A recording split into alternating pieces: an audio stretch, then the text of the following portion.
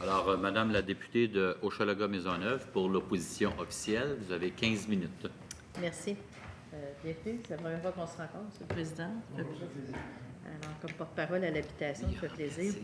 Écoutez, on est sur l'histoire de la fin des conventions. Là, j'harcèle vos prédécesseurs depuis bien des années sur ce dossier. Pourquoi? Parce que, puis on ne le fait même pas d'une façon partisane, parce qu'il y a une situation là qui mérite l'attention de tout le monde.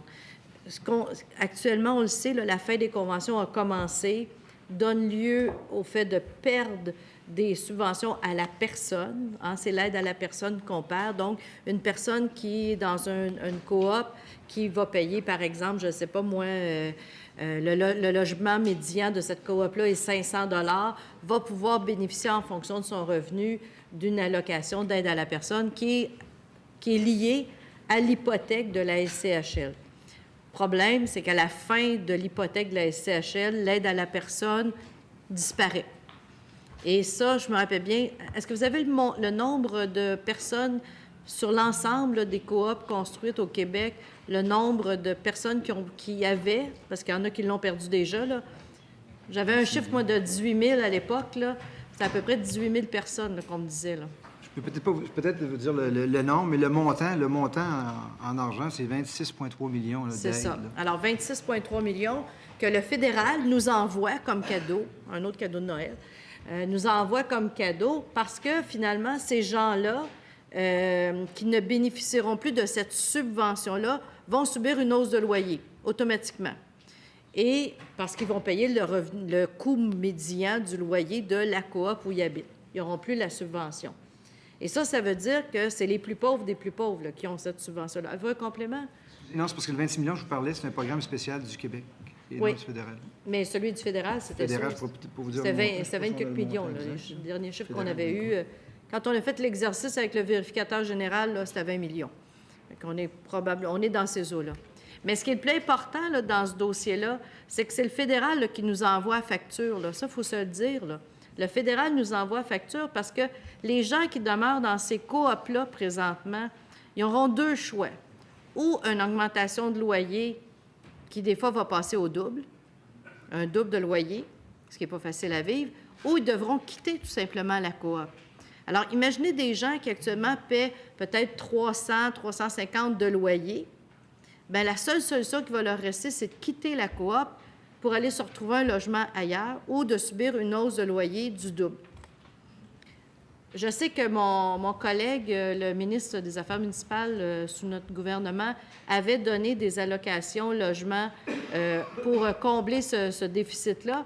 Est-ce qu'on a maintenu ces allocations logement-là et est-ce qu'on va poursuivre le fait d'accompagner ces gens-là parce qu'il y avait une quantité de personnes qui étaient visées, on les avait accompagnés.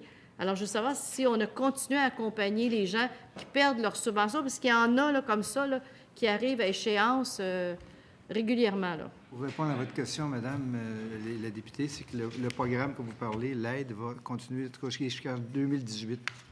2018. Bon, tant mieux, parce que c'est important, là, ces gens-là, sinon, parce que en plus, il y a un effet pervers. Lorsque ces gens-là veulent se mettre sur une liste de HLM, qui donnerait une équivalence de logement, ils passent en dessous parce que le coût de logement qu'il faut que tu inscrives est tellement bas qu'ils ne remplissent pas les critères pour avoir droit à un HLM. Puis, étant donné qu'il faut que tu aies payé un an de temps ton loyer, bien, à ce moment-là, il faut qu'elle aille dans un logement privé pendant un an de temps à un prix supérieur pour essayer d'avoir droit à un HLM. Puis à Montréal, on sont 20 000 sur la liste d'attente. Alors, dites-vous que ça va être long en 20 ans avant qu'il y ait un HLM, ces gens-là. Alors, c'est totalement discriminatoire. C'est même dangereux pour certaines personnes. Pour des familles, en tout cas, c'est une perte importante. Alors, il y a là des questions à se poser. Là, puis vous me dites que la réunion du 5 novembre a permis cette discussion-là. Mais moi, je vais vous dire, là, il va falloir s'attaquer à ce problème-là de façon sérieuse, parce que c'est une facture de 20 millions que le fédéral nous envoie. Et j'imagine qu'à l'heure des comptes publics, c'est un 20 millions qu'on voudrait mettre ailleurs. Dans un des autres mémoires, on nous parle du danger. On sait, on a un problème en lien avec la Régie du logement qui a des mesures pour tout ce qui est le divise. Alors, on transforme des des immeubles actuellement en divise. C'est permis, il y a des règles. Mais pour l'indivise, il n'y a pas de règles.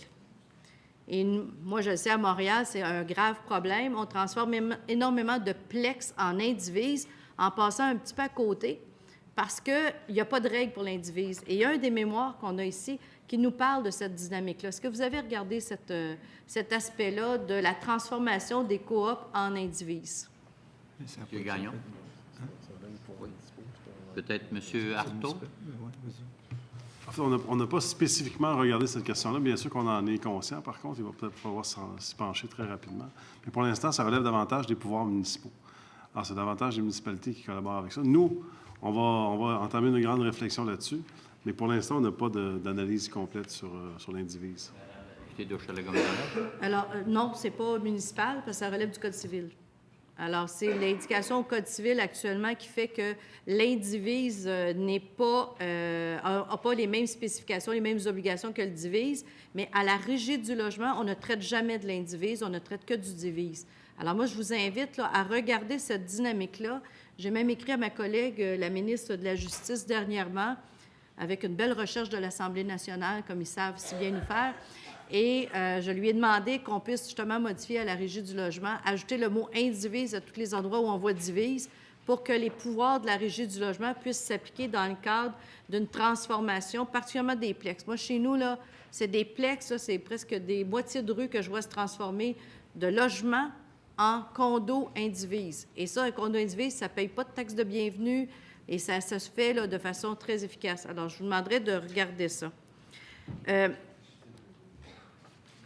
En lien avec le projet de loi, il y a une dynamique au niveau de l'OSBL, parce qu'un des mémoires nous pose la question disant, là, on regarde la loi sur les coops, mais les OSBL aussi, qui sont propriétaires de logements sociaux, n'ont pas ces mêmes obligations que la coop a. Donc, la liquidation du parc à logement par un OSBL est comme pas protégée. Est-ce que vous avez fait une réflexion là-dessus? Monsieur Gagnon ou monsieur? On peut regarder la loi, mais autrement dit, ce qui sont régis avec nous par des conventions. Fait que c'est protégé par une convention là, signée avec la société, parce que nous, on exerce, autrement dit, on paie des frais d'exploitation. Fait qu'on a une convention avec eux. Fait qu'ils sont régis. Tant qu'il y a une convention avec nous autres, c'est protégé. Madame la députée. Mais je comprends que c'est le même problème qu'on a avec les coops présentement. Ils ont une convention. C'est à la fin de la convention que tout ça se produit. Alors, à la fin de la convention entre l'OSBL et la SHQ, j'imagine, c'est la même convention de prêt. Là, c'est la même... Échéance, il y a une problématique. Il y a la même problématique. Est-ce que vous ne l'aviez pas assimilé à cette même dynamique-là que les coopératives, non. Ça n'a pas été regardé. D'accord. Je n'ai pas d'autres questions, M. le Président.